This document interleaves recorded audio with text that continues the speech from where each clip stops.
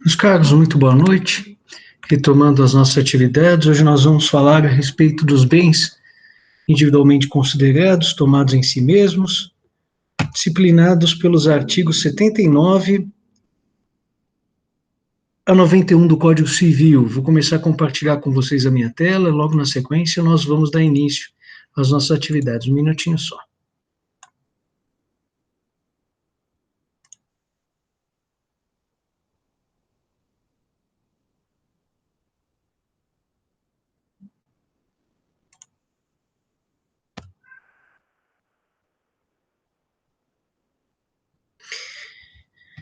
Muito bem.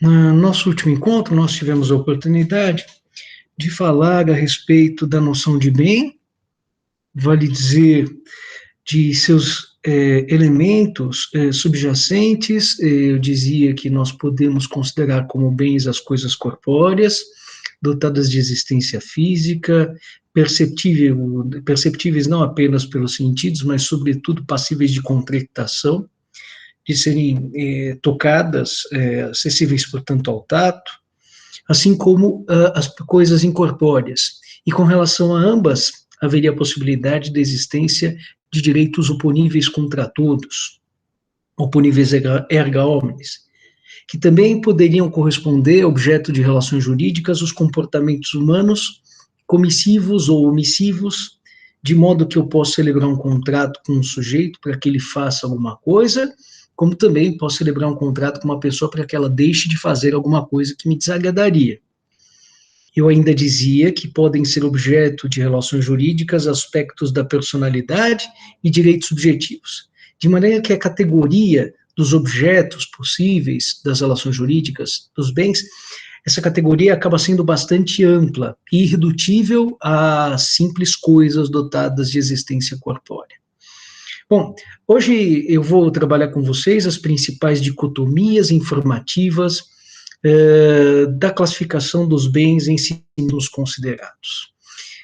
O raciocínio dicotômico aqui se mostra oportuno, porque a partir de ideias opostas, nós conseguimos classificar os bens que nos são próximos, facilitando em muito o trabalho de compreensão das normas jurídicas aplicáveis a cada uma dessas modalidades, dessas espécies. A primeira dicotomia, uma das mais importantes para o direito contemporâneo, pelo menos para o nosso direito brasileiro, é a que se estabelece entre direitos ou bens móveis e bens imóveis. Na verdade, muitas dessas dicotomias que serão abordadas por mim hoje, creio eu que já foram abordadas, ou talvez estejam sendo, ou venham a ser abordadas pelo professor de direito romano no futuro próximo. Ora se fala em res mancipi, res nec mancipi, lá no direito romano, mas quanto ao mais, as demais categorias permanecem praticamente as mesmas até os dias atuais, mudando seus respectivos objetos. No direito romano, há duas categorias no que diz respeito à transmissão de propriedade. De um lado, nós tínhamos as res mancipi, terrenos itálicos, animais de tração, de tiro e carga, escravos, iter, via, aquedutos, as servidões prediais, algumas delas, que só poderiam ser alienadas por meio da prática de um ato formal, de um ato solene, chamado mancipatio. Se escreve mancipatio, mas se pronuncia mancipatio. É um ato extremamente solene, tradicional, ritualístico, com a presença de um libre-pens, o porta-balança. Uma parte da balança, um dos pratos, se punha uma parte de metal representativa do preço da operação, na outra parte da balança, no outro prato, algo que representava o bem vendido, e no final das contas, todo esse cerimonial acabava sendo, do ponto de vista simbólico, representativo da existência de uma transferência de propriedade. Quanto a todos os bens que não fossem enquadrados expressamente como res mancipi, a transferência da propriedade era muito mais fácil, muito mais simples. Bastava a simples entrega qualificada pela intenção de disposição, algo que se chamava, então, de traditio. Curiosamente, no direito contemporâneo, a forma de transmissão da propriedade sobre as coisas móveis acaba sendo chamada de tradição. De maneira um pouquinho precipitada, a meu ver, muitas pessoas definem a tradição como a entrega da coisa, mas não basta a simples entrega para que haja transferência de propriedade. Eu, Estevam, acabo fazendo uma viagem e entrego este celular para que alguém custodie durante a minha viagem. Há custódia, há entrega, mas não existe transferência de propriedade ao custodiante. Para que haja transferência de propriedade, essa entrega precisa ser qualificada pela intenção de disposição por parte do tradens, por parte daquele que efetua a entrega. Então, é uma entrega especial, poderíamos dizer assim. Da mesma forma, no que diz respeito aos bens imóveis, modernamente não se fala em res mancipe, mas se fala em bens imóveis, haverá alguma solenidade, sim, inerente à sua transmissão. Não se pratica mais a mancipatio, mas há necessidade do registro imobiliário para que a propriedade imobiliária acabe mudando de mãos. Isso está previsto, a tradição, no artigo 1226 e o registro no artigo 1227 do Código Civil Brasileiro, artigos do Código Civil Brasileiro. Esses dispositivos serão estudados por vocês no terceiro ano de graduação, com o professor Marcelo Benac, com o professor Sérgio Iglesias. Na verdade, aqui eu preciso fazer uso, ao longo de toda essa primeira parte de apresentação, das diferenças entre bens móveis e imóveis, eu preciso fazer uso de algumas regras que não se circunscrevem à parte geral do Código Civil.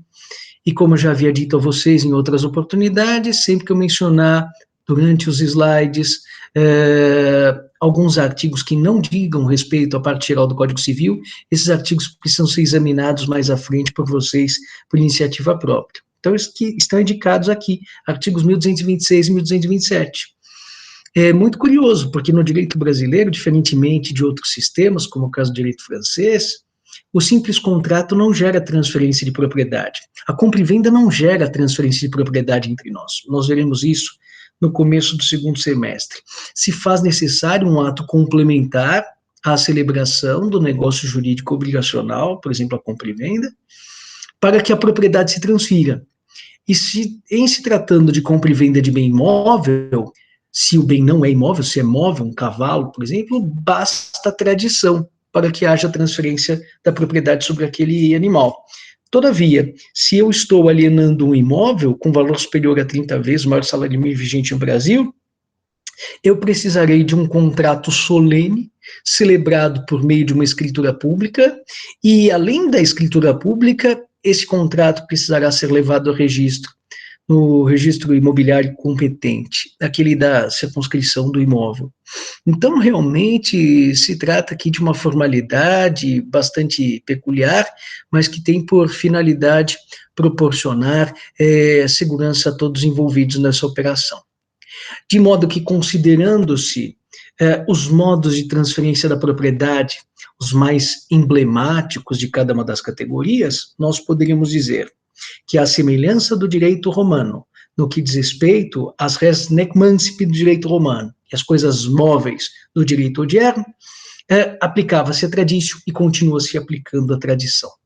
Todavia, no que diz respeito à categoria dos imóveis, que sucedeu, hoje em dia, à categoria das res mancipi lá do direito romano, não se aplica mais a mancipatio, mas está aí o registro imobiliário para viabilizar a transferência das coisas imóveis. Ocorre que não são apenas essas as formas de transferência e de aquisição da propriedade mobiliária e imobiliária. Existem outras formas importantes, mas menos frequentes. Algumas são comuns para a aquisição da propriedade imobiliária ou imobiliária, ainda que tenham contornos próprios. Por exemplo, o falecido Estevam se transmite o meu patrimônio mobiliário e o meu patrimônio imobiliário por força da minha sucessão causa-mortis aos meus herdeiros. Também é possível que as pessoas adquiram a propriedade mobiliária e também a propriedade imobiliária por força da posse prolongada com a intenção de ser dono. Aquilo que talvez já lhes tenha sido apresentado em direito romano com o nome de usucapio, prescriptio, que eu já mencionei incidentalmente com o nome de usucapião. A usucapião é uma forma de aquisição da propriedade que serve aos bens móveis e também aos bens imóveis no direito brasileiro. Os prazos são diferentes com relação a cada uma dessas modalidades, mas de toda forma se presta, e existe a usucapião tanto para um caso quanto para o outro. Mas existem alguns modos de aquisição de propriedade que são exclusivos dos bens imóveis e outros que são exclusivos dos bens móveis. A acessão, esse vínculo de acessoriedade que se estabelece a propósito da aquisição imobiliária é exclusivo da aquisição de bens imóveis. Então, vocês vão estudar com o professor Benac ou com o professor Iglesias no terceiro ano. Ilhas, aluvião, avulsão, abandono de alveo, construções e plantações. São formas de aquisição da propriedade exclusivamente imobiliária. É lógico. Determinado curso d'água, que era caudaloso, volumoso, vai minando, vai secando, minguando com o passar do tempo, até que, reduzindo-se o seu nível, né, acabam aflorando no centro do rio, no leito do rio, determinadas espécies de ilhas fluviais. A quem pertencerão essas ilhas fluviais? Vocês vão estudar com os professores do terceiro ano, que elas serão repartidas, em tese, pelos proprietários dos terrenos marginais, dos terrenos lindeiros. Claro que isso só se aplica à propriedade imobiliária. Haverá, todavia, alguns mecanismos de aquisição da propriedade, como ocupação, invenção, especificação, confusão, comistão e adjunção, que só se aplicam modernamente à aquisição da propriedade imobiliária. Então, por exemplo, eu encontro um determinado objeto que foi abandonado, não foi esquecido. Não é que alguém deixou um telefone celular, por exemplo, largado na calçada, vai que tenha caído do bolso de alguém. Não, eu estou falando de um objeto que foi arremessado no lixo, porque alguém não queria mais. Bom, se houve abandono, aquele objeto, né, acabou sendo derrelinquido, posso eu me assenhorear dele, adquirindo-lhe a propriedade. A ocupação é uma forma de aquisição que, no direito brasileiro contemporâneo, só se admite para a propriedade imobiliária. A invenção ou achado de tesouro corresponde à descoberta de um objeto oculto, valioso, antigo e raro, cujo proprietário ou possuidor se desconheça quem seja. Nesse caso, haverá aquisição, pelo menos parcial, da titularidade desse tesouro por parte do descobridor. Às vezes, com a repartição proporcional do tesouro com o proprietário do terreno, às vezes todo pertencerá ao proprietário do terreno, a depender das circunstâncias, mas isso vocês vão estudar com o professor Sérgio Iglesias, com o professor Benacchio, mas é uma forma de aquisição da propriedade que só se aplica aos bens móveis. Eu estou aplicando a minha prova no ambiente presencial, e outros professores precisam me coadjuvar. Aí os alunos vão entregar um trabalho, por exemplo, eu deixo com o professor fulano um envelope pardo e falo, recolha os trabalhos e amarre, por gentileza, os trabalhos às provas com esses clipes.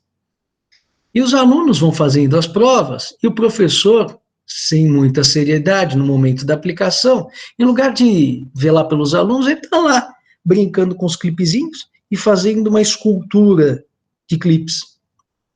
É lógico que eu, como professor, preciso da colaboração daquele sujeito, vou ficar muito contrariado. Mas ele deu vazão a todo o seu potencial artístico, trabalhando aqueles clipes que tinham sido comprados com o meu dinheiro, e dando a eles uma conformação inteiramente nova. E aí, quem vai ser o proprietário da escultura? Trabalhada pelo professor Sérgio de Caua, por exemplo, à custa dos clipes do professor Estevam. Será o titular da matéria-prima, o professor Estevam, ou será o professor Sérgio, que é o criador da obra intelectual? Vocês vão estudar também no terceiro ano, que será o professor Sérgio, mas precisará me indenizar pela matéria-prima que eu acabei lhe fornecendo. É uma forma de aquisição da propriedade mobiliária. Mistura de líquidos, confusão, mistura de sólidos, justaposição de determinadas matérias, de modo que se torne impossível, pelo menos antieconômico, muito dispendiosa a reversão em estado imediatamente anterior. Confusão, comistão, adjunção, são formas de aquisição exclusivamente da propriedade imobiliária. Então, só nessas duas primeiras espécies de diferenciações, a gente já percebe que o tratamento dispensado pelo legislador civil às coisas imóveis e às coisas móveis acabam sendo tratamentos bastante diferentes. Como eu disse a vocês, quando eu pretendo alienar um bem móvel, eu não preciso de grandes solenidades. Quero vender a minha biblioteca, professor Elcio. Posso vendê-la, inclusive verbalmente. Agora, se eu quiser vender um imóvel com valor superior a 30 salários, vocês observarão que, de acordo com o artigo 108 do Código Civil, que nós vamos estudar na aula de número 12, no comecinho do segundo semestre, será necessária a utilização de uma escritura pública. Então, a compra e venda em si mesma é idêntica, é um contrato tão parecido no que diz respeito aos seus efeitos com a compra e venda de biblioteca que realmente, à primeira vista, não parece haver grande diferença, exceto pelo objeto. Todavia, para o legislador, as coisas imóveis são dignas de maior atenção, de maior zelo, de maior credibilidade, e por força disso, a alienação de um bem imóvel precisa ser feita ou viabilizada por um negócio jurídico instrumentado em escritura pública. E, como eu disse a vocês, depois levado inclusive a registro. Se o imóvel pertence a mim e tão somente a mim, ainda assim a minha esposa precisará concordar com essa alienação, salvo no regime da separação absoluta de bens, porque se compreende que os bens imóveis proporcionam uma segurança maior à família. Eu acho, com todo respeito, bastante pueril essa forma de se pensar, mesmo porque, na realidade contemporânea, existem inúmeras empresas cujos ativos principais estão alicerçados em marcas, patentes, em ativos intelectuais, em ativos incorpóreos, e não em ativos imobiliários. Existem inúmeras fortunas voláteis, que de um dia para a noite acabam se reduzindo drasticamente, é forçoso reconhecer, mas que estão quase que inteiramente concentradas em ativos mobiliários, não em imóveis. Então, eu respeito a posição do legislador, mas dela, em determinados momentos, acabo discordando. Não do seu intuito de resguardar, por exemplo, os interesses do ausente, proporcionando-lhe segurança, recomendando investimento em imóveis ou títulos garantidos pela União. Até aí me parece que o legislador vai bem. Mas quando ele determina que a escritura pública deva ser utilizada apenas e tão somente para imóveis com um valor superior a 30 salários mínimos, e os bens móveis com valor superior a 30 salários mínimos não merecem a mesma deferência? Eu vou voltar a isso quando estivermos no nosso segundo semestre, a propósito da aula de número 12, quando estivermos analisando o artigo 108. Mas me parece que o nosso legislador acaba sendo bastante preconceituoso, travestido de moderno, mas bastante preconceituoso, e parece que ele guarda realmente na sua forma de pensar um cheiro de naftalina, sabe? Res mobilis, res viris, coisas móveis, coisas vis, desprovidas de maior valor. Isso é incompatível com os novos tempos, com os novos ativos. Bom, mas de toda forma teremos oportunidade de conversar disso no segundo semestre. Existem alguns direitos reais que têm a sua sede própria no patrimônio imobiliário, é o caso da hipoteca, embora haja exceções. Há determinados bens móveis passíveis de hipoteca, e o penhor encontra nos bens móveis a sua sede natural. Mas, como eu disse a vocês, é uma regra que acaba admitindo exceções. Existem algumas operações que só se aplicam a bens imóveis e outras só se aplicam a bens móveis. Em alguns casos, isso é bastante natural. Em outros casos, me parece fruto também de um preconceito, de um raciocínio, de um automatismo do legislador. O legislador muitas vezes funciona em modo automático, disciplinando tudo à custa daquilo que mais acontece. E realmente esse automatismo me parece merecedor de censura. O direito de superfície realmente só pode se aplicar a bens imóveis. O que é o direito de superfície?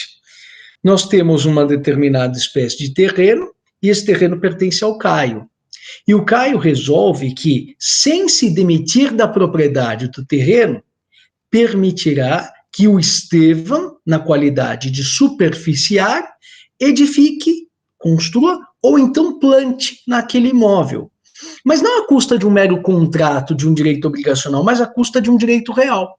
Então é engraçado, porque Caio continuará sendo proprietário, fundiário, mas eu serei o superficiário. Enquanto perdurar aquela superfície, quem decide se planta ou se não planta, quem decide se constrói ou não constrói, inclusive se torna titular das construções, edificações e plantações seria eu, superficiário. É como se houvesse um desmembramento do direito de propriedade. Claro, de aplicação circunscrita aos bens imóveis. No entanto, se vocês forem ao artigo 627 do Código Civil, ali se dirá que o contrato de depósito só se aplica a bens móveis, e isso não me parece razoável. O contrato de depósito é um contrato de custódia, e a custódia pode se dar com relação a coisas móveis, sim, vou viajar e deixo meu cavalo sob os cuidados de um depositário, ou também pode se devotar a bens imóveis. Acabo me afastando durante um ano do meu imóvel e quero que ele seja custodiado por um determinado sujeito. Bom, não haverá possibilidade de nós reconhecermos pelo menos o contrato de depósito do artigo 627. Será necessário um contrato de depósito atípico. Vocês vão estudar contratos atípicos com o professor de Direito das Obrigações, mas é uma peculiaridade, né? Se vocês forem ao artigo 627, só se permitirá a aplicação desse tipo de operação a bens móveis. A alienação de imóveis de incapazes, inclusive de ausentes, é cercada de maiores cautelas. Isso vocês sabem, estudaram comigo, na aula de número 7, artigo 31 do Código Civil. Para que eu aliene bens imóveis durante a fase da sucessão provisória, e penso eu que inclusive durante a curadoria dos bens do ausente, embora o legislador assim não tenha dito expressamente, mas é necessário que estejamos diante de uma situação absolutamente excepcional, ou iminente ruína ou desapropriação.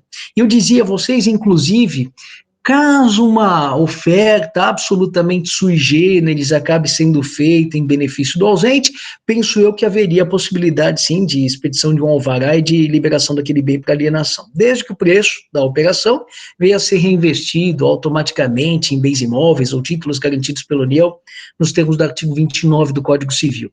Agora, toda essa preocupação que o legislador tem com relação aos bens imóveis do ausente, ele não dispensa os bens móveis, exceto com relação àqueles móveis passíveis de deterioração e de depreciação. Vocês devem se recordar disso também. Mas não é uma preocupação generalizada. Quanto aos imóveis, todos eles merecem a atenção do legislador. E essas espécies de divergências de tratamento, elas não são circunscritas ao direito civil. Elas acabam adentrando outras áreas do conhecimento. No âmbito do direito penal, o artigo 155 do Código, que disciplina o furto, diz, furto, subtrair coisa alheia móvel. Ou seja, não existe furto imobiliário. Mas não se explica o que é bem móvel. Então, isso quer dizer que as noções de direito civil sobre bens móveis e imóveis acabam sendo subentendidas como necessárias e indispensáveis à própria aplicação do direito penal. Então, quando você, meu aluno, ingressa na faculdade e fala, mas eu não quero saber porra nenhuma de direito civil, mas precisa conhecer um pouquinho, porque algumas questões que serão abordadas ou enfrentadas pelo direito penal carecerão de alguns conceitos típicos do direito civil, e que serão aprimorados, às vezes dados como pressupostos, às vezes aprimorados pela ciência penal. Não se vai explicar o que é bem imóvel, isso é pressuposto do direito civil. Mas às vezes caberá ao direito penal burilar determinado conceito, então o conceito de ato jurídico vai ser burilado para que se compreenda que o ato típico, jurídico culpável acaba sendo considerado como um crime. Então existem algumas espécies de aprimoramentos, mas muitas das noções do direito civil acabam sendo importantes para o direito penal, para o direito tributário. Alguns impostos, alguns tributos têm como fato gerador, como hipótese de incidência tributária, a alusão a posições jurídicas relacionadas a bens imóveis, o imposto sobre a propriedade territorial rural federal, o imposto sobre a transmissão dos bens imóveis municipal, o ITBI, o imposto sobre a propriedade territorial urbana, o IPTU, também de competência municipal, e existem alguns tributos que são eminentemente imobiliários, como é o caso do IPVA, o Imposto sobre a Propriedade de Veículos Automotores, de competência estadual. Então, também para o direito tributário, essas distinções são importantes. E no âmbito do direito processual, assim como eu havia dito, mesmo que o imóvel pertence exclusivamente a mim, a minha esposa precisa oferecer sua vênia no momento da alienação, exceto no regime da separação absoluta de bens, caso venha eu a ser demandado numa espécie de contenda imobiliária, num processo, numa ação imobiliária, minha esposa também precisa ser citada. É uma peculiaridade da característica processual, da característica imobiliária, da natureza imobiliária do objeto disputando em uma determinada lide e que acaba determinando a observância de certas formalidades na tramitação de um processo. Bom, com relação à análise dos artigos propriamente dita, o artigo 79 define, os bens imóveis estão definidos em 3 artigos, 79, 80 e 81. No artigo 79, nós vamos encontrar os bens imóveis por natureza. No artigo 80, os bens imóveis por determinação legal. E o artigo 81 serve para afastar alguma sorte de dúvidas em conjugação com o artigo 84. Então, vamos começar por aquilo que existe mais simples. Bens imóveis por natureza. Está escrito no artigo 79. São bens imóveis o solo e tudo quanto se lhe incorporar, natural ou artificialmente.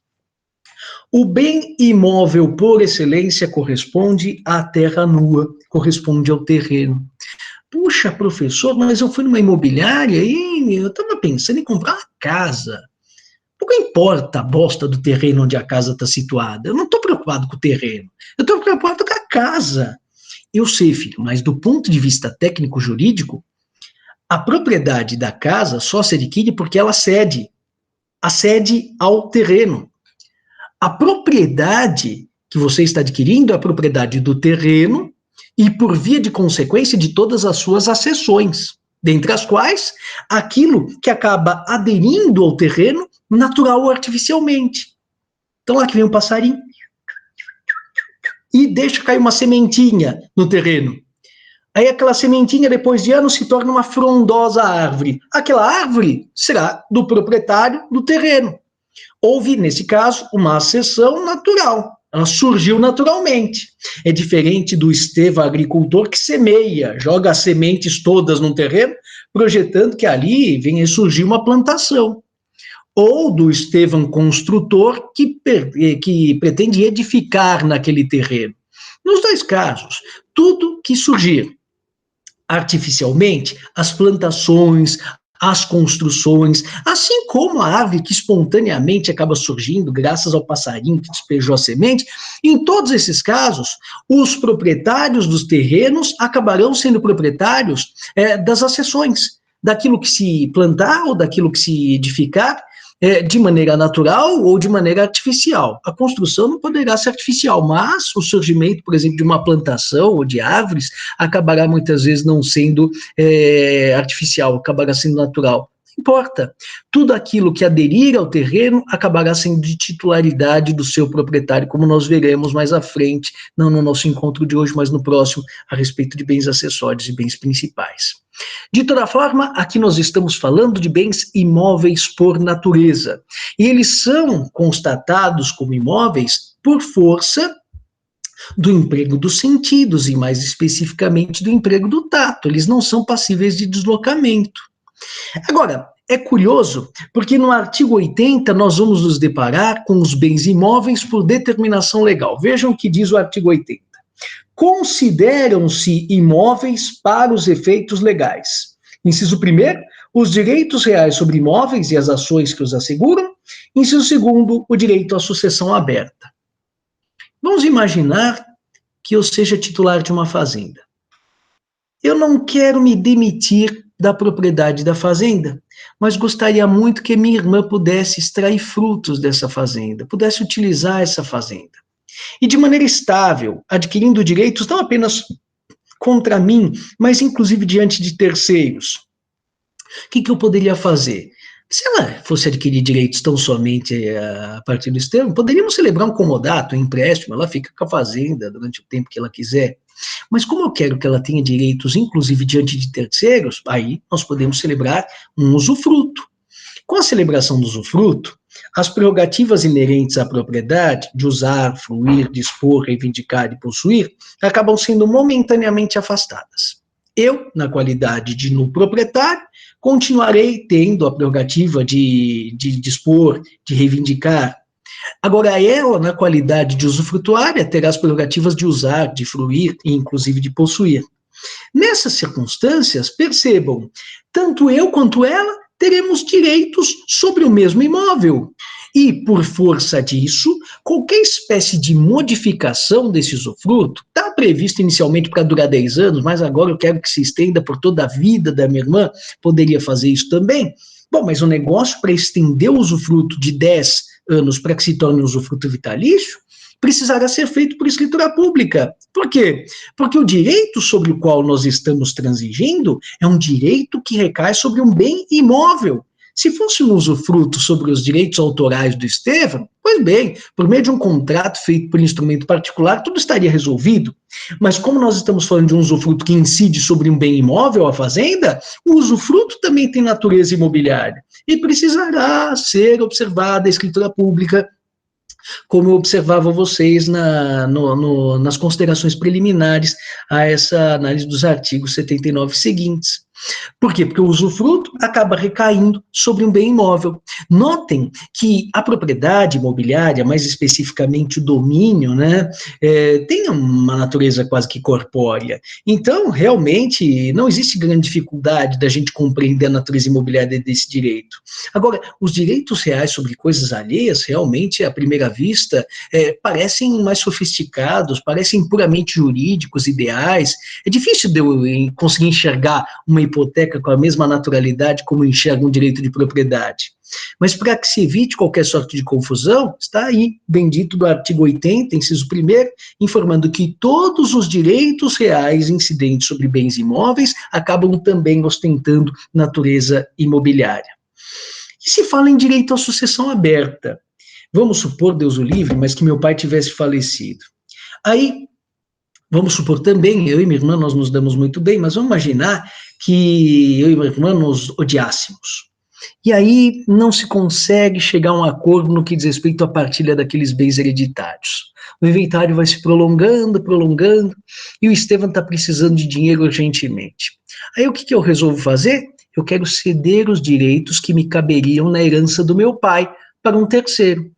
Será que alguém pode comprar minha parte na herança? Bom, tecnicamente não se fala em comprar, nós vimos nosso encontro anterior, né?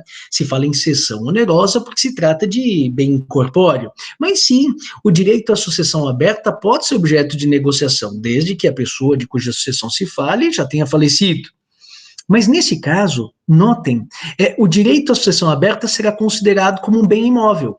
Então não importa se meu pai tinha deixado no patrimônio dele bens imóveis, ainda que tivesse deixado só bens móveis, ainda assim, enquanto não foi efetuada a partilha, o que compete ao Estevão, compete à sua irmã, será necessária a utilização da escritura pública para essa alienação. Por quê? Porque o objeto cedido, o direito à sucessão aberta, tem natureza imobiliária. E aqui, não por força de alguma emanação do mundo fenomênico, mas porque o legislador assim o determinou, que determinadas espécies de direitos efetivamente sejam tratados como se fossem bens imóveis. E o artigo 81 acaba tentando dirimir certas dúvidas. Por quê? O inciso 1º dá para se interpretar isoladamente, mas o inciso 2º precisa ser coligado ao artigo 84. Vamos analisar primeiro o artigo 81, inciso 1º.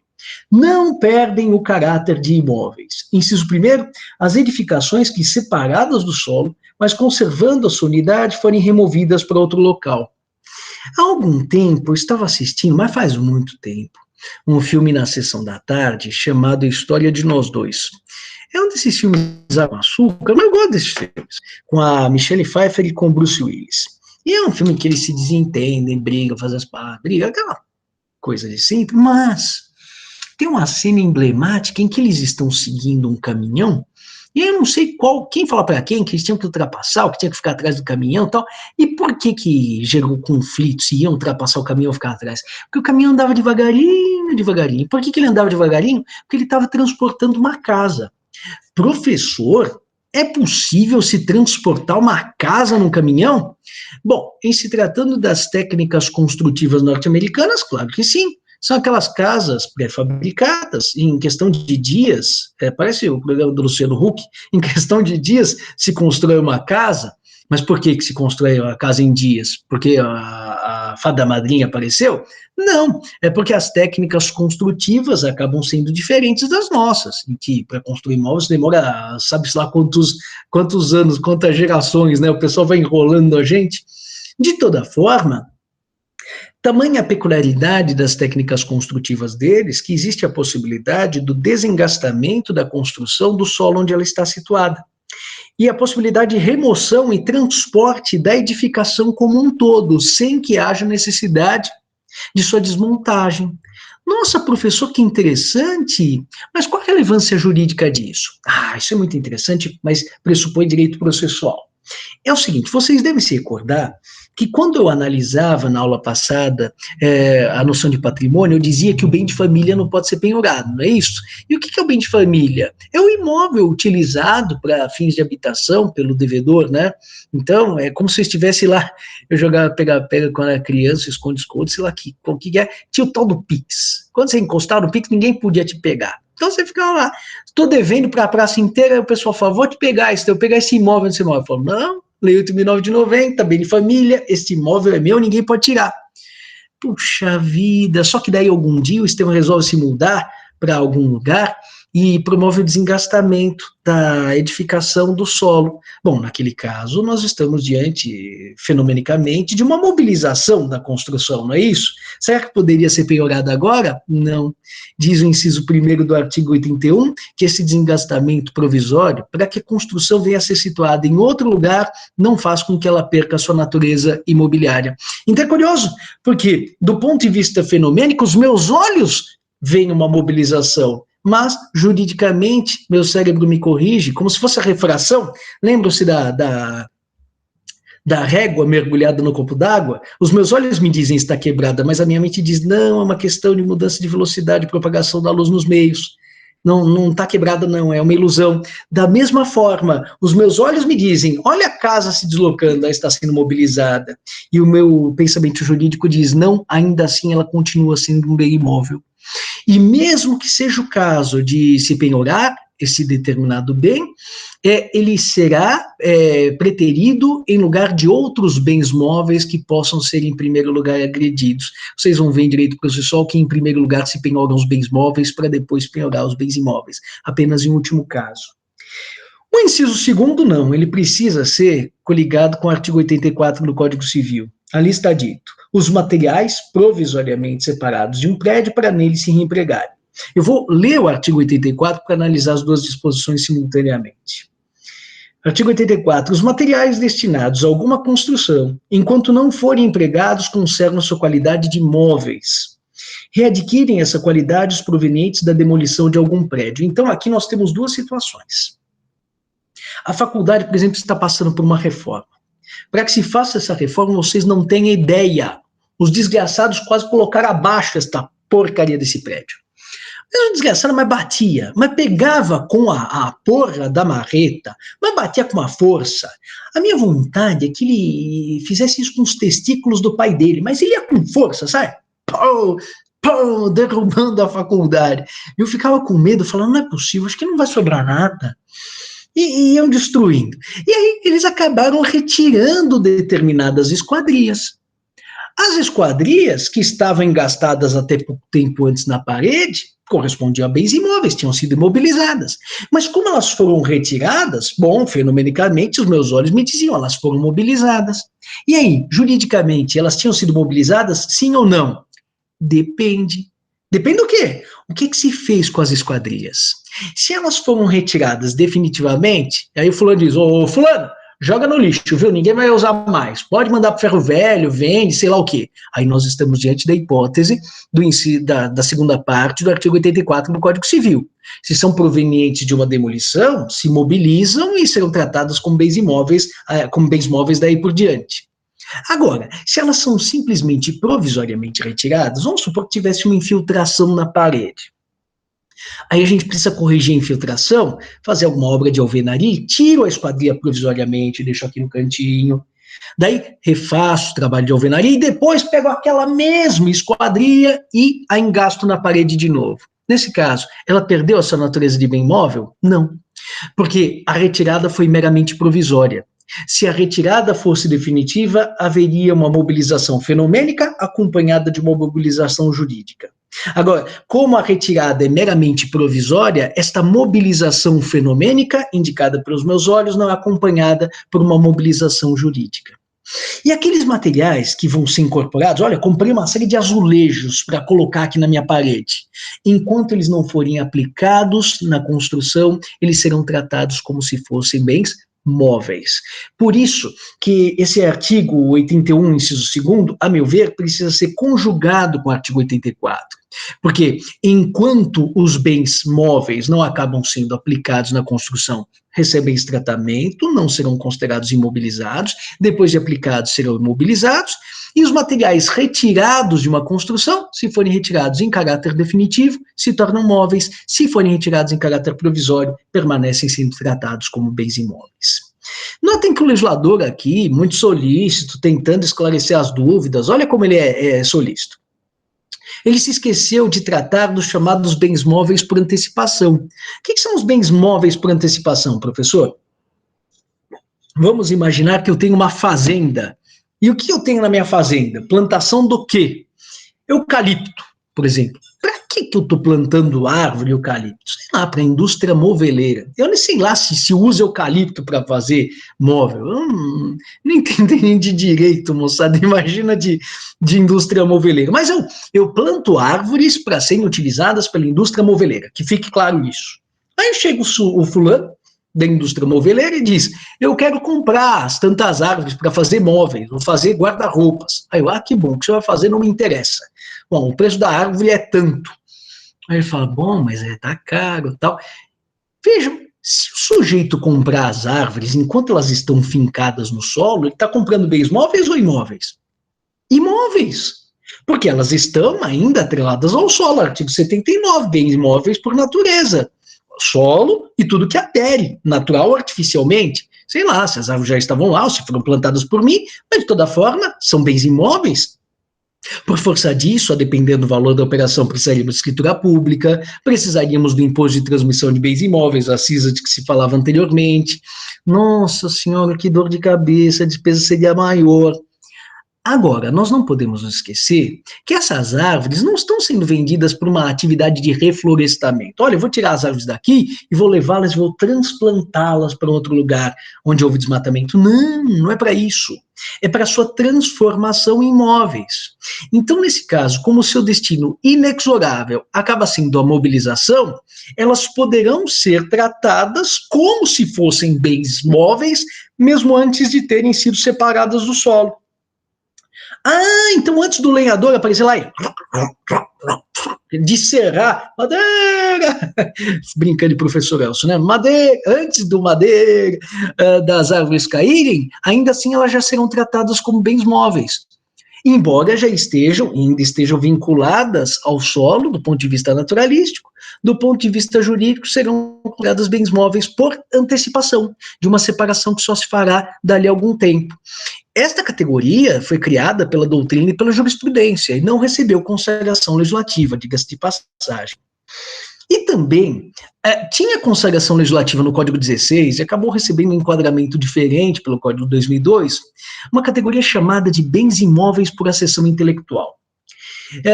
Imaginemos o exemplo da fazenda mesmo. Um trator é um bem móvel ou imóvel? Puxa, professor, se um trator não for um bem móvel, eu não sei o que eu faço da minha vida. Mas para que serve a porcaria do trator? Para ficar andando lá pela plantação, semeando, colhendo, sei lá que coisa. Exato. Então, o trator, do ponto de vista naturalístico, é um bem móvel, super móvel, mobilíssimo. Mas lembram-se da história de que, em primeiro lugar, se prioriza a penhora dos bens móveis e depois dos bens imóveis? Para que o produtor tivesse maior tranquilidade, era muito comum que ele imobilizasse determinados bens voltados à produção, para que a produção não fosse interrompida.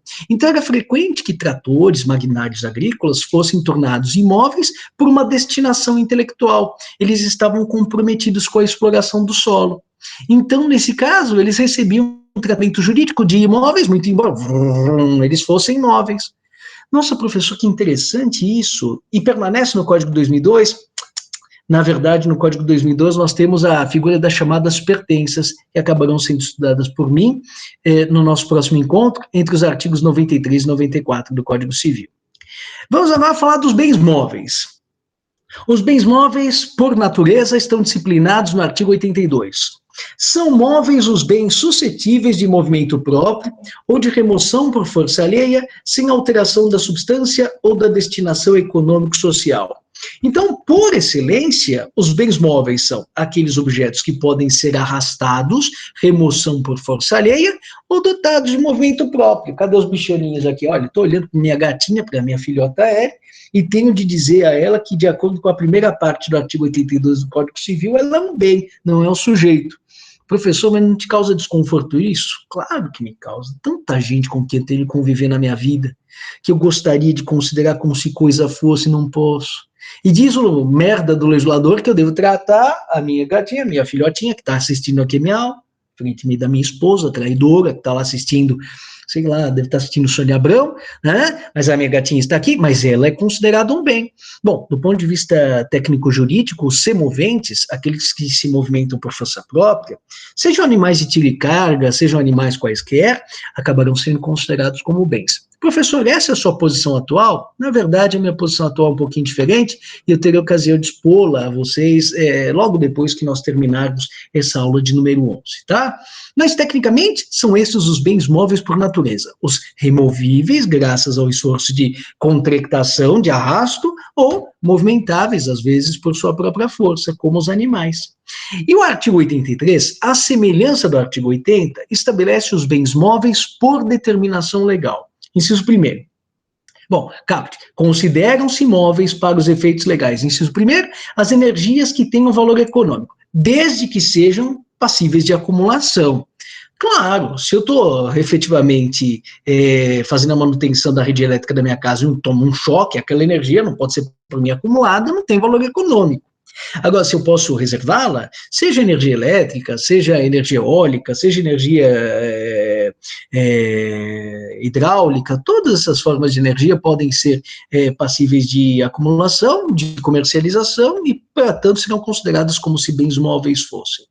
Inciso 2º, os direitos reais sobre objetos móveis e as ações correspondentes. Então, o direito que eu tenho sobre esse telefone celular é um direito móvel, um direito mobiliário, e o usufruto que minha irmã tem, não sobre a fazenda, mas sobre os meus direitos patrimoniais de autor, sobre a obra intelectual X que por mim foi concebida, acabarão sendo considerados, o usufruto será considerado como um bem móvel. E inciso 3º, os direitos pessoais de caráter patrimonial e as respectivas ações. Direitos pessoais de caráter patrimonial são os direitos derivados de contratos. Então, um inquilino celebra um contrato de locação com o seu senhorio e estabelece um vínculo não oponível contra todos, mas oponível apenas tão somente interpartes. Esses direitos que se opõem exclusivamente interpartes são chamados de direitos pessoais, por oposição aos direitos reais que são oponíveis contra todos.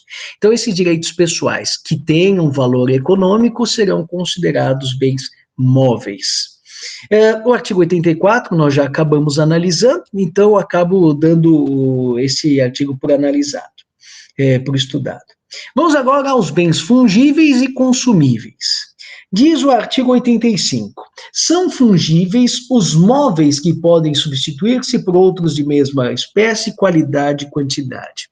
O exemplo que se costuma dar de bem fungível são os gêneros agrícolas, né? Então, uma saca de arroz, uma saca de café, uma saca de açúcar, tudo isso que pode ser substituído por coisas do mesmo gênero, quantidade e qualidade, acaba sendo considerado bem fungível. Por exemplo, um pacote de goiabinhas, eu vou fazer a propaganda, um pacote de goiabinhas piraquê, bem fungível ou infungível? Professor, é bem fungível, né? Você acha no supermercado. Esta porra da vida. A minha esposa tinha comprado 6 pacotinhos de bolachinhas, de goiabinhas, e aí eu assaltava, como é que se diz, o estoque aqui de casa, toda noite, fui comendo um saquinho, tinham 6, ficaram 5, aí comi mais um saquinho de goiabinhas, né, tinha 5, viraram 4, até que virou um. Aí eu falei, não tem problema, vou até o supermercado, compro mais 5, reponho o estoque, ela nem vai perceber. putz, a vida, não consigo mais achar as porcarias das goiabinhas. Então, aquilo que não pode ser substituído por coisa do mesmo gênero, quantidade e qualidade, acaba sendo chamado de infungível.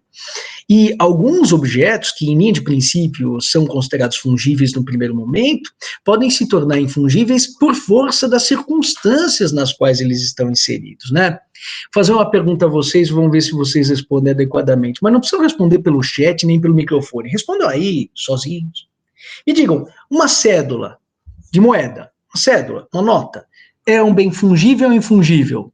Depende. Isso, excelente, depende. Pensei que você ia falar que é fungível. Por que depende a resposta? Meus parabéns, eu só muito orgulho. Por que depende? Bom, porque se eu estiver falando daquela nota que eu entrego na padaria, entreguei R$10 e me devolveu, eu falei, ah, não, pagar no crédito. Me devolve os R$10, aí me dá uma outra nota, eu nem percebo. Eu sei que eu dei R$10 para ele, se me devolver duas de 5, eu nem estou percebendo. Se me devolver uma de 5, do jeito que eu sou trouxa, é capaz de não perceber. Mas, se eu, Estevão, sou um numismata, que acabo colecionando cédulas antigas, nessas circunstâncias, uma nota acaba sendo um bem infungível. Por exemplo, este exemplar, Novo Código Civil Brasileiro, é um bem fungível ou infungível? Puta que eu pariu, professor, não tem bem mais fungível do que esse código, é um código porquinho, um código velho, tá caindo pelos pedaços, tá pior que você. Pois saibam que ele foi autografado por uma pessoa muito importante, que uma semana depois acabou falecendo. Portanto, este exemplar acabou se tornando infungível, insubstituível para mim. Então, aquilo que à primeira vista pode parecer fungível, às vezes acaba sendo infungibilizado. E a recíproca também pode ser verdadeira. Mas, se a gente analisar aquilo que normalmente acontece, né, por exemplo, uma obra de arte, uma pintura como a Mona Lisa, corresponderia a um bem infungível. E essa diferenciação entre bens fungíveis e infungíveis se aplica não apenas, tão somente às coisas, mas também aos bens, aos aspectos da personalidade, aos direitos subjetivos. Se por algum acaso, para a Semana Jur, foi convidado para participar, fazer a palestra de abertura, o ministro José Carlos Moreira Alves, do STF, que era ministro do STF, não é mais, se aposentou, não adianta, ele teve uma rouquidão, vamos mandar o Estevão no lugar dele. Todo mundo vai falar, quero o dia de volta, por quê? Porque não é a mesma coisa. Imagina só, eu quero ouvir fulano de tal interpretando, tocando, e aparece seu assistente, seu aluno. Não é a mesma coisa, se trata de uma obrigação personalíssima, nós diríamos, né? Uma prestação infungível e substituível. Agora, vamos supor que o pintor, por mim contratado, lá o senhor Caio, não pode aparecer, mas mandou um sócio dele, que faz um serviço absolutamente equivalente. Nesse caso, nós estamos diante de uma prestação fungível. Tomem cuidado, porque aqui eu falei do automatismo, né? Esta mula do legislador fala, são fungíveis os móveis. E por que não os imóveis? Por exemplo, se promete como prêmio de uma promoção que o sujeito vai ganhar um apartamento no edifício fulano de tal, uma homenagem que eles deram para alguém quando ergueram o edifício. O edifício Oscar Niemeyer. E pouco importa o apartamento 11, 12, 13, talvez ele tenha até as preferências pessoais dele, do 11, do 12 ou do 13, mas em linha de princípio não haverá efetivamente diferença quanto ao adiantamento daquela obrigação. Naquele contexto, sendo contemplado com qualquer das unidades, infelizmente ou felizmente ele terá de se dar por satisfeito. O artigo 86 fala dos bens consumíveis. Aqui está dito: são consumíveis os bens móveis cujo uso importa a destruição imediata da própria substância, sendo também considerados tais os destinados à alienação. Bom, aqui nós estamos falando daqueles bens que, uma vez utilizados, não podem ser utilizados novamente. Então, tinha uma latinha de um potinho de iogurte na geladeira, aí eu estava com fome, não queria fritar um ovo, acabei tomando iogurte. Puxa vida, professor, lá que se foi o iogurte que era da sua esposa. Nesse caso, se trata de um bem consumível. Não dá para efetivamente utilizar novamente. Agora, a faca que eu utilizo para cortar o pão, posso cortar o pão uma vez e preciso comprar uma faca nova? Não, preciso comprar um pão novo se eu comer. Mas a faca pode ser utilizada em inúmeras oportunidades. Se trata de um bem inconsumível. Ocorre que a faca será um bem... Tudo bem, filho? A faca será um bem inconsumível para o Estevão, que vive, sei lá, de dar aulas de direito civil. Agora, se eu fosse o dono de uma loja que vende equipamentos de cozinha, a faca deixaria de ser um objeto inconsumível e passaria a ser um objeto consumível. Como é, professor? Claro, eu só conseguiria retirar a utilidade daquela faca uma vez, quando eu alienasse. Então está dito aqui, olha, também são considerados bens consumíveis os destinados à alienação. Então, é interessante que não está na essência da faca ser um bem consumível ou inconsumível. Ela poderá ser considerada consumível ou inconsumível a depender do contexto, das circunstâncias em que ela está inserida. Eu devo ter passado a vocês, nas primeiras aulas, talvez na aula de número 4, sobre lei de introdução aos novos direito brasileiro, devo ter recomendado que fossem atrás das meninas de Velázquez e das meninas de Picasso. Às vezes nós estamos diante das mesmas personagens, a princesinha, as daminhas de companhia, as religiosas, um sujeito que sai da sala, não sei quem é, o rei e a rainha que se vê do espelho, o cachorrinho, que para mim é o personagem principal, e o pintor. Só que num caso vai ser Velázquez, no outro caso vai ser Picasso. E como é que a gente consegue diferenciar o que é Velázquez e o que é Picasso? Bom, em virtude do estilo, em virtude das circunstâncias, não das personagens que estão representadas. Nas duas obras, nós encontramos as mesmas personagens, só que retratadas de um modo inteiramente diferente.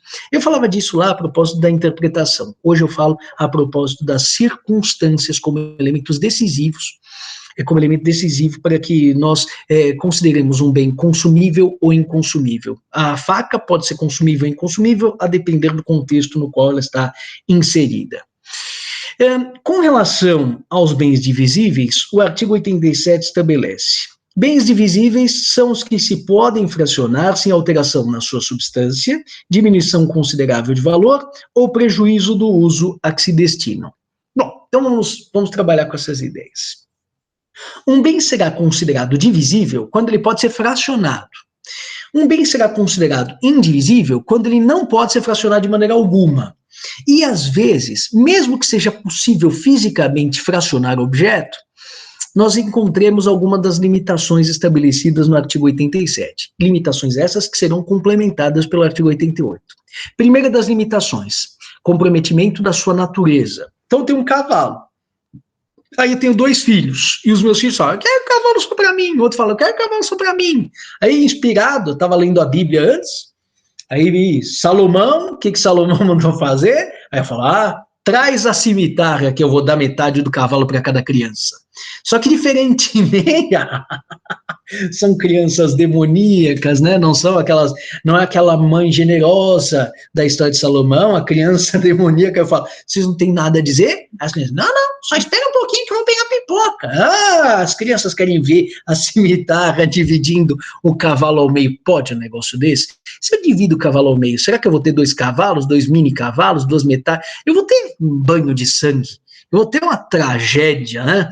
É uma tragédia, foi engraçado, eu perguntei para o meu aluno uma vez o que é a comorência, é uma tragédia. Vocês alunos são muito caras de pau, não é possível. Bom, mas voltando, não posso dividir o cavalo ao meio, caso contrário, efetivamente, sua natureza estará esfacelada. Vamos supor que meus filhos, Caio e Tício, estejam brigando, e o que eles querem? Uma tesoura. Aí o que seu pai faz? Fala, tá bom, então vou dar metade da tesoura para cada um. Pega uma chavinha de fenda, tira aquele parafusinho que une as perninhas da tesoura, pronto, metade para cada um. Tesoura sem ponta, porque são crianças. O que eles vão fazer com aquela porra daquela tesoura? Em se tratando de crianças, é capaz que eles as engulam e transformem a vida no inferno. Não deveria fazer isso. Bom, mas como é uma hipótese, eles conseguem cortar alguma coisa com aquela tesoura? Não. Por quê? Porque a utilidade da tesoura só pode ser extraída graças à articulação entre as suas 2 perninhas. Existe um comprometimento da sua utilidade, da sua aptidão. Ou, às vezes, a divisão acaba implicando na diminuição considerável do seu valor. Então, o Estevam é o proprietário do diamante mais valioso do mundo. É ligeiramente mais valioso do que o segundo colocado. Só que daí meus filhos estão brigando, eu falo, vou dividir o maior diamante do mundo, o mais valioso do mundo, ao meio.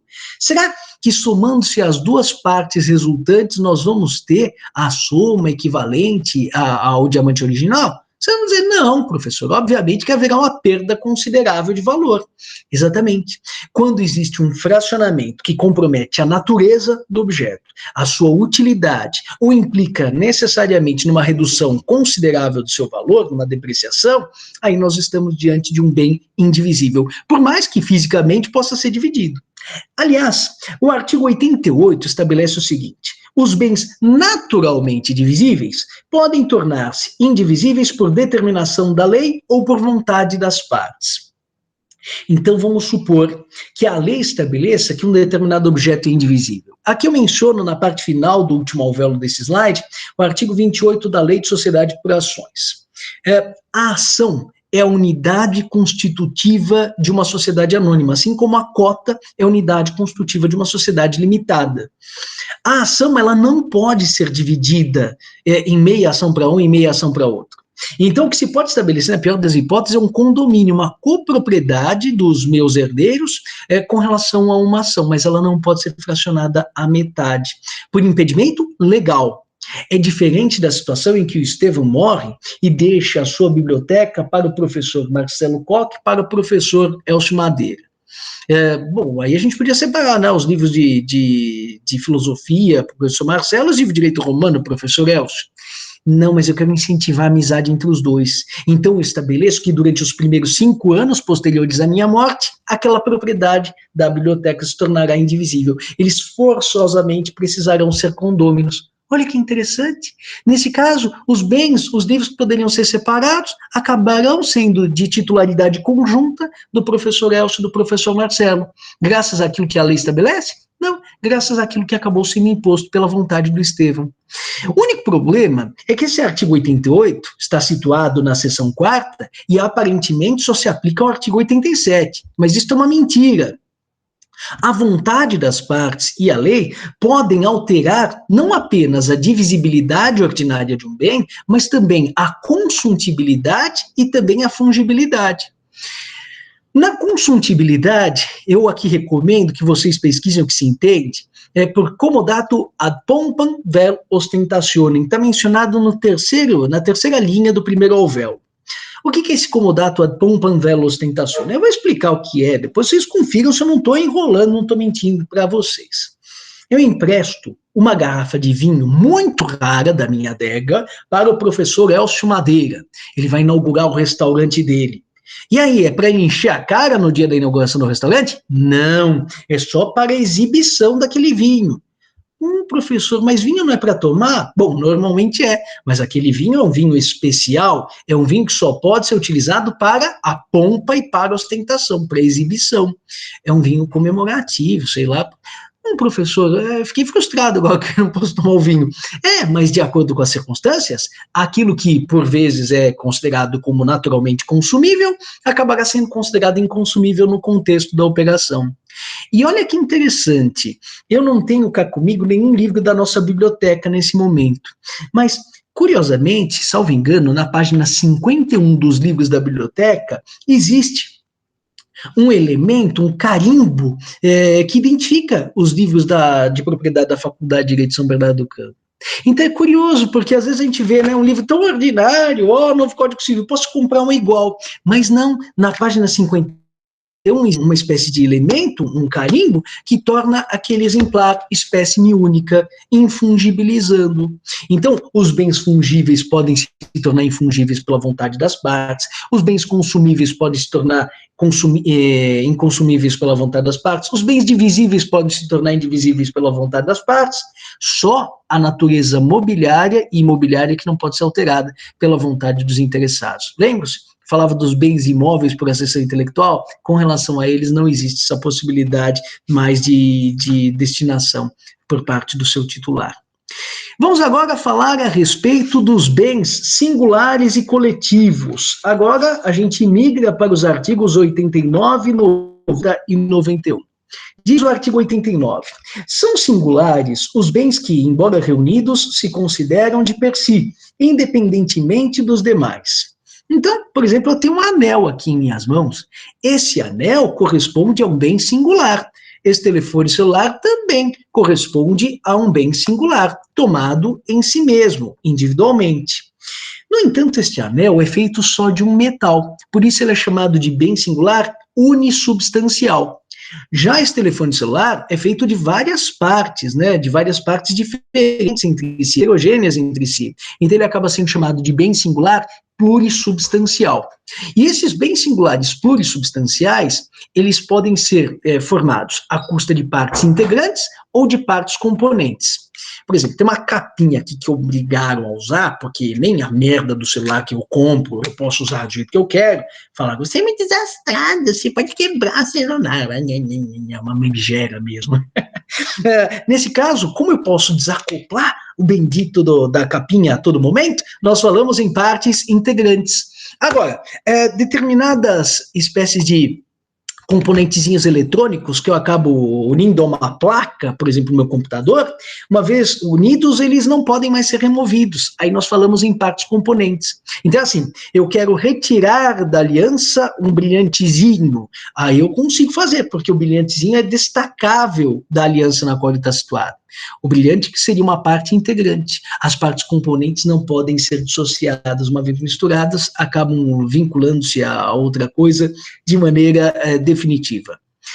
As universalidades são disciplinadas pelos artigos 90 e 91. No artigo 90 nós teremos as universalidades de fato e no artigo 91 as universalidades de direito. Está dito no artigo 90. Constitui universalidade de fato a pluralidade de bens singulares que, pertinentes à mesma pessoa, tenham destinação unitária. É o caso, por exemplo, de um rebanho, é o caso de uma biblioteca. Por exemplo, a minha biblioteca é utilizada para os meus estudos, é utilizada aqui pela minha esposa também, a biblioteca é dela, não é só minha. Mas foi organizada, foi montada ao custa, não de um esforço, a gente não vai na loja e fala, eu queria uma biblioteca. Não, à custa de um longo esforço, você vai comprando aqueles livros, vai reunindo, vai sistematizando, vai interrelacionando os livros entre si. Então existe todo um esforço intelectual, né, na construção dessa universalidade. Como, por exemplo, na montagem de um álbum de figurinhas. Existe uma preocupação em reunir. Agora, se eu quiser vender um dos livros da minha biblioteca, estou apertado esse mês e preciso pagar o condomínio, posso vender o livro isoladamente ou preciso vender a biblioteca como um todo? Está dito aqui no artigo 90, parágrafo único. Os bens que formam essa universalidade podem ser objeto de relações jurídicas próprias. Então, se eu quiser, posso vender os bens individualmente considerados. Não preciso vender a biblioteca como um todo. Já no artigo 91, na universalidade de direito, quem determina o tratamento conjunto dos bens não é o interessado. Porque aí estamos na mão do Estevam, de tratar a biblioteca como um conjunto ou vender os livros no atacado, no varejo. Fica a seu critério, o critério do titular. Sou eu que dou uma destinação unitária a todos esses bens. No que diz respeito, todavia, à universalidade de direito, não é a vontade do proprietário que acaba sendo determinante, é a vontade da lei. Então, quando nós falávamos na aula de número 8, em empresa individual de responsabilidade limitada, em EIRELI, eu dizia que eu, Estevam, tenho um patrimônio da pessoa natural, que gira em torno de um CPF, e tem um patrimônio de 100 salários mínimos vinculado ao desenvolvimento de uma atividade empresarial, que gira em torno de um CNPJ, mas os dois vinculados ao Estevão Repousada. E quem determina esse patrimônio, essa separação patrimonial? É a própria lei. Lógico, o Estevão é que provoca, né, a criação da EIRELI, mas quem determina a separação patrimonial acaba sendo a lei. Aqui, no artigo 91, se estabelece que o complexo de posições jurídicas ativas e passivas de uma pessoa, como um patrimônio, acaba correspondendo a uma universalidade de direito, uma universitas juris. Então, a vontade do interessado não é importante. Se eu, por exemplo, quisesse que estou insolvente enquanto pessoa natural, mas que o meu credor conseguisse atingir o patrimônio da pessoa jurídica, né, da minha EIRELI, seria eu mal sucedido em uma artimanha nesse sentido. Por quê? Porque é a própria lei que estabelece que, quanto às minhas dívidas pessoais, responde meu patrimônio civil. No que diz respeito às minhas atividades empresariais, responde o patrimônio empresarial. É importante nós observarmos que, com relação às universalidades de fato, existe uma espécie de acréscimo de valor em decorrência do trabalho de organização realizado pelo proprietário. Então, assim, vamos supor que eu tenha 2.000 livros aqui na minha biblioteca. E vamos supor que cada livro custe R$10. Quanto que vale a biblioteca do Estevão? Puxa, não precisa nem ser um grande gênio da matemática. 2.000 vezes 10, 20 mil, não é isso? 20 mil raio que os partam. Mas não, professor, não, porque além de tudo, houve a preocupação de organizar os livros. Vocês não sabem, os livros de história do direito, o trabalho que é para achar essas porcarias, às vezes você tem que trazer de outro lugar. Realmente dá um trabalho desgraçado. Então, ainda que os valores isoladamente considerados possam remontar aos tais 20 mil, sei lá, 20 mil, 10 mil, 2 mil, mas de toda forma haverá uma espécie de plusvalia atribuída em virtude do esforço de organização. Vamos imaginar. Quanto que custa um álbum de figurinhas vazio? R$10. E quanto que custa um pacote de figurinhas lá com 10 figurinhas? É R$1. Quer dizer que é só eu ver quantas figurinhas cabem no álbum, comprar tantos pacotinhos e está resolvido o meu problema? Não, professor. Muitas vezes a gente, que nem bobão, acaba comprando 300 mil pacotes de figurinhas a mais. Exato, porque existe um esforço, não é isso? Aí, no momento que você quer vender o seu álbum de figurinhas cheio, né? Fala, olha, tá aqui meu álbum de figurinhas, olha que orgulho, quero vender meu álbum, quero conseguir agora transformar em uma casa nova para minha mãe. Aí o sujeito fala, bom, o álbum de figurinhas custa R$10, aqui tem 300 figurinhas, tudo mais, cada figurinha custa 1 centavo, te dou tantos reais. Vocês mandam o sujeito para o inferno, vocês só não sabem o trabalho que eu tive para montar este álbum de figurinhas, todo esse esforço acaba sendo representado pela plusvalia atribuível, então, às universalidades de fato. Bom, por hoje nós encerramos aqui a nossa abordagem dos bens considerados em si mesmos. Eu vou agora analisar se existem perguntas no chat, caso contrário, ficam automaticamente dispensados, tá bom? Deixa eu tentar localizar onde estão o chat agora, porque mudou aqui o meu Firefox. O Alexandre, professor, se um usufrutuário retirado da fazenda, aquilo que por ele foi plantado, encontrado por ele, o proprietário da fazenda pode exigir a devolução do que o usufrutuário levou? Na verdade, sobre o usufruto haverá uma regra específica. Eu não estou com as regras do usufruto aqui, deixa eu localizar.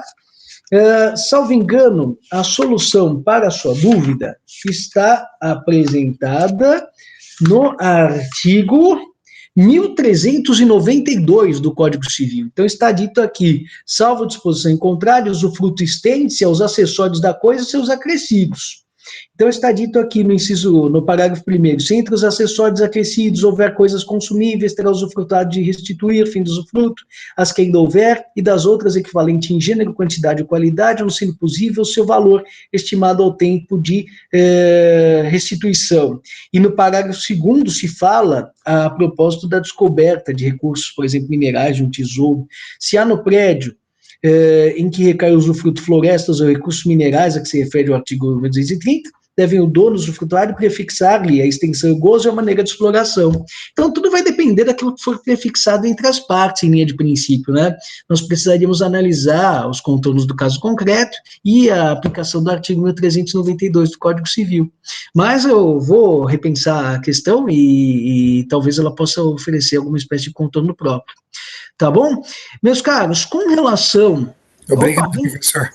Imagina, Alexandre, que é isso? A minha função, viu, é que realmente o usufruto tem um regime jurídico bastante peculiar, e neste caso eu lecionei a propósito de direitos reais há muitos anos, desde 2013 que eu não encosto, deveria encostar, mas eu não encosto no livro Direito das Coisas, e o livro Direito das Coisas tem sofrido movimentações, incursões legislativas. Eu estou falando com base na redação original do Código de 2002. Por isso que eu recomendo mesmo que você me dê algum tempinho para que eu possa me dar um pouco a respeito da questão, uma vez que pode ter havido, inclusive, alteração legislativa. Mas penso que não. Em matéria de usufruto, o legislador não acaba sendo tão preocupado assim, não.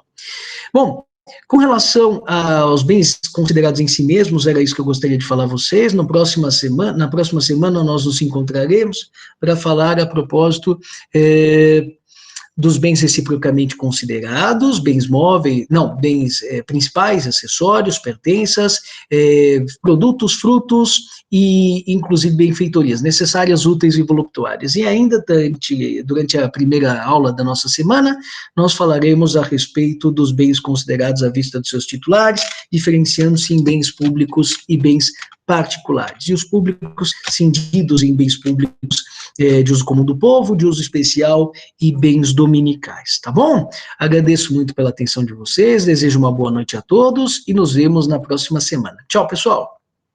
Obrigada, boa noite. Boa noite para você. Tchau, boa noite. Obrigada.